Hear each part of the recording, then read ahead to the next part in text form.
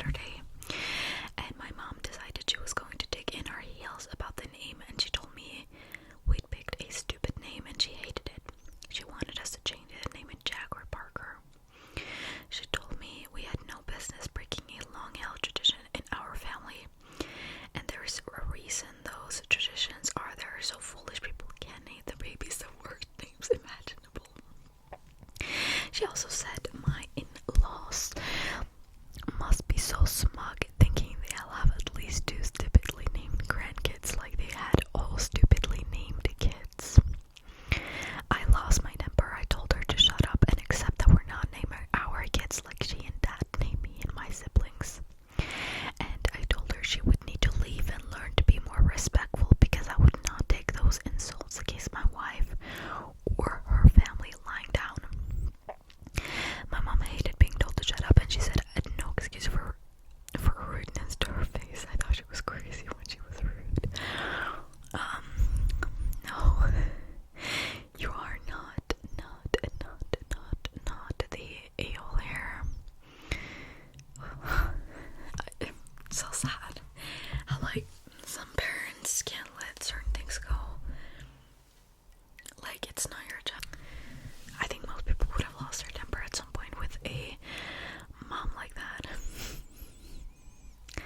Alright, let's do another one. My boyfriend didn't see me. Alright, yesterday we went to see a movie. I had forgotten my phone and communicated that to my boyfriend on the drive there. He asked me if I would be okay without it, and I said yes. After the movie, I told him I had to use the restroom. When I got out, I walked outside, usually waits out by the entrance, but he wasn't there. I waited a few minutes, but I couldn't call him, and he had the car key. I tried walking to the car, but he wasn't there. I went back in and checked near the men's restroom, but nothing. After about 10 minutes, I got pretty upset. I tried to keep myself in view of the theater while I walked around it, but he wasn't anywhere. Some strangers even offered to get me an Uber. Finally, I went in and checked one more time, and he was sitting on a couch looking at his phone. I told him I'd been looking for him, but I wasn't blaming about it, but he got super defensive and told me it was my fault for not seeing him, and I had no reason to be upset. He kept saying, I don't understand why you're so upset on the car ride back. When I tried to tell him that I wanted us to be more in sync with each other, especially since we're going on a trip out of the country soon, he scoffed and said, do I need to tell you where I'm going to be whenever we are separate? Which felt unfair. I didn't have my phone. Plus, what if something happens to me? How long would it take for him to notice I'm overreacting? I feel kind of angry now and still hurt. I feel like the most things, if you feel hurt, you're not overreacting. You get me?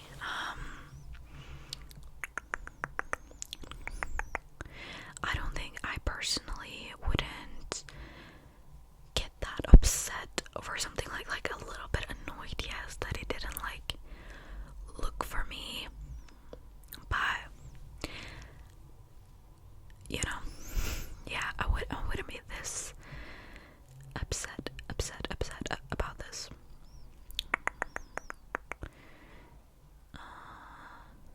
What does the comment says?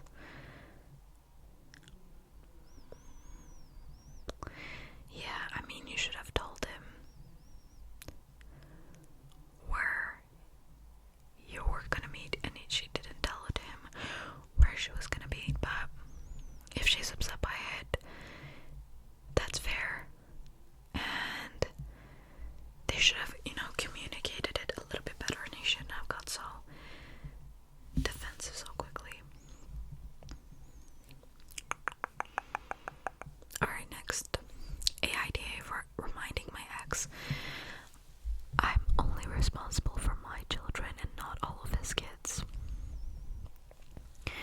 My ex-husband, 40 male and I, 35 female, have 2 children together, 12 and 11 months. We divorced about 10 years. Huh? Oh, I guess 12 and 11 years then. It said M, I assume months anyway.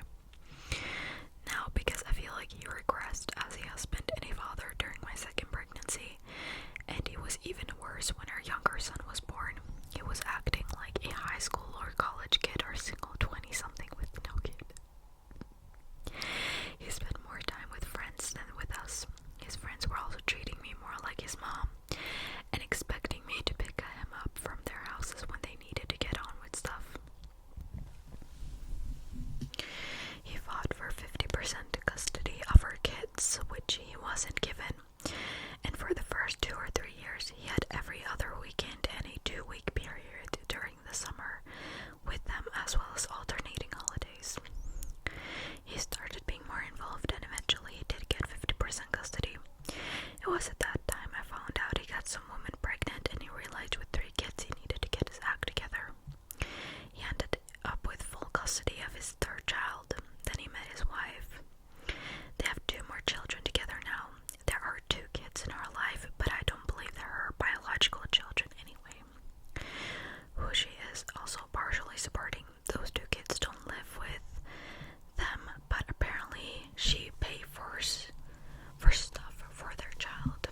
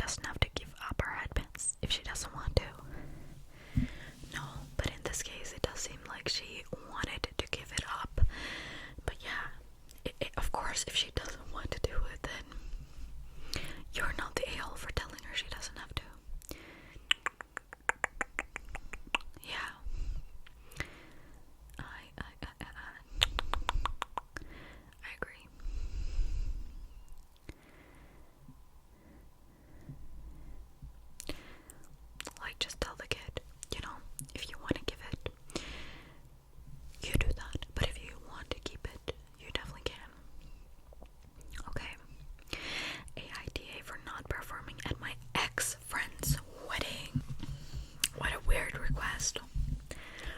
A friend of mine of nearly 10 years recently got engaged and started planning a wedding for summer of 2025. She asked me to be her bridesmaid at the wedding, and I happily said yes. When planning the wedding, I asked if they would prefer a traditional wedding gift or would they want some assistance with the wedding. I am a singer at a wedding band, and we have performed for free for friends and family before, and we offered to play a set in exchange for food, and she was very excited about this idea. However, a huge fight with the fiance, to the point in which my friend kicked me out of the wedding party, and later the entire wedding. It's fine.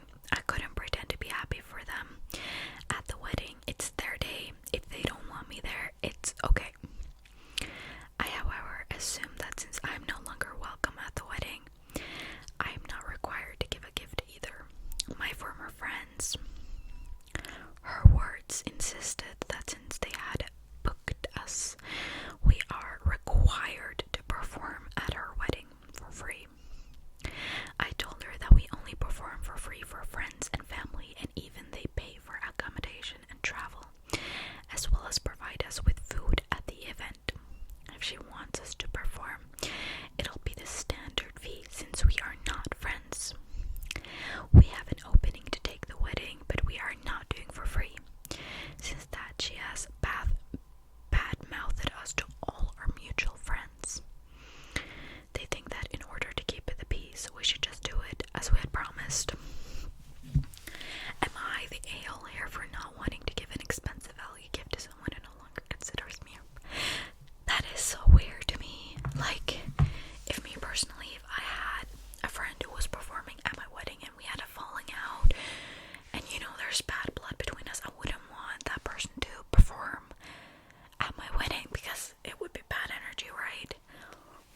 That is pretty wild. I do, however, understand that they probably haven't gotten to find another singer. Maybe it's close to the wedding date, and it's pretty expensive when you're booking close to the date, right? But yeah, I would not perform either. Yeah.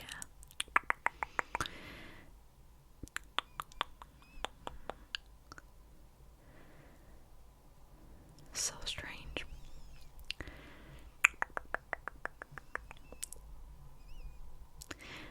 And really sad, honestly. Like, it just seems like you just so quickly lost a friend. That's awful, honestly.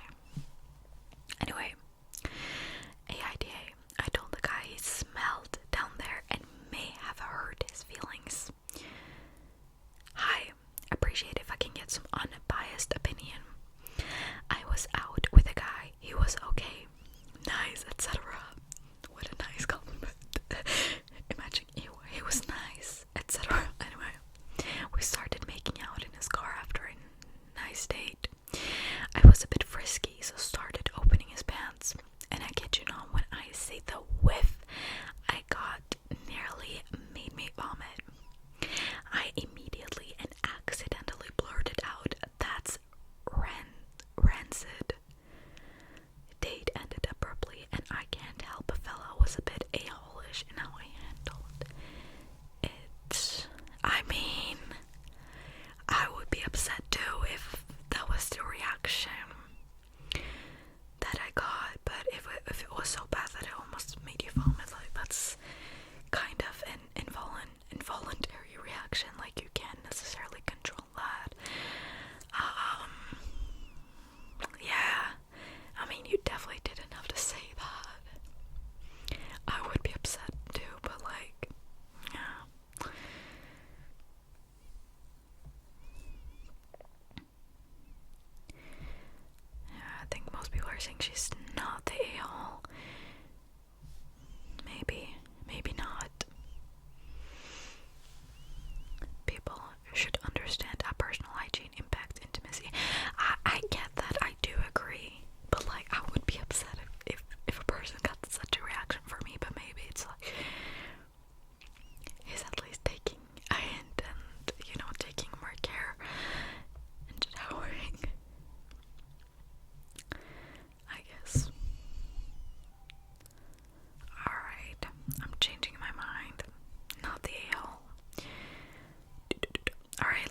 do one more, and then my husband Guy and I own a vacation home on Lake Michigan. We both own it technically, but it was his before we got married. My sister Leah has been using our vacation home since Guy and I started dating. We don't mind. She's always clean and courteous and leaves it better than she found it. However, she started dating her boyfriend Al about a year ago, and I can't say the same for him. Al is a total slob. He leaves dirty dishes, empty bottles, etc. everywhere and expects Leah to clean up. He has split custody of 2 young kids from his ex, who he just lets run free, expecting Leah to do the work even though they're his kids. On top of that, he's told Leah to get him a beer while she's busy, and he's watching TV a few times in front of Guy and me, so I can't imagine how he treats her when we're not around. Their house is always a mess because Leah works 60 hours a week and doesn't have the time to take care of 2 small kids, and Al clean and work long hours. Yet somehow I think Leah really loves Al. She looks at him like he is the only man in the world. When she talks about him, her eyes light up and her voice is sweet and melodic. That's why when Leah asked if she and Al could use the vacation home this week, I said yes. I figured what's the worst that could happen. Plus, Guy and I already planned on going 3 days after them, so we'd overlap. When Guy and I got there, the vacation house was a pigsty. It smelled like rotting food. There was a mountain of dirty dishes in the sink, the floor was sticky, and there were drawings on the walls with crayons. Gosh, that would annoy me, especially the drawings. Oh my gosh. We got to the living room where Al, and lo and behold, Leah was scrambling to pick up toys and Al was drinking a beer in a rocking chair. I immediately snatched the beer from his hands and asked him why he wasn't cleaning the mess he made. He asked why I assumed it was him and not Leah. I said it's because I'm not an idiot. He just chuckled and said Leah was doing the cleaning and there didn't need to be 2 people cleaning. His nonchalance really ticked me off, so I told him he and his sticky kids had an hour to pack up their things and leave before I called the cops. Al looked at Kai and Kai was like, "What are you looking at me for? Pack." At this point, Leah was really upset with me. She said they were looking forward to unwinding, and I walked in and ruined it in 5 minutes, not even considering other resolutions to conflict. Plus, I had no claim to the house since I didn't buy it myself. I told her there is no conflict. Al is dead weight, and that's that. And as for the house, Kai owns it, and he was with me. She said if Al was leaving, she was leaving too. That night, I got a call from my mom asking why I kicked Leah out. I told her I kicked Al out, and Leah followed. My mom told me I need to be more accepting of new members of the family and that not everyone was the same living style as me. Now she's mad and Leah won't talk to me. What? I mean, I'd be so mad too. Like, dude, what? Genuinely, what a trash man Alice. You, no, you are not the a-hole.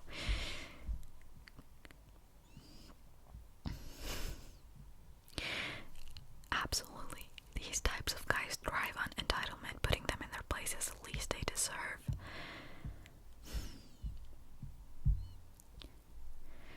Gosh. That's so sad, honestly. I feel really bad for Leah. Of course, she has a mind of her own, and if she, didn't like him, maybe they would break up, but at the same time, these things are so easy to say, right? But just having his lazy bum around the house with a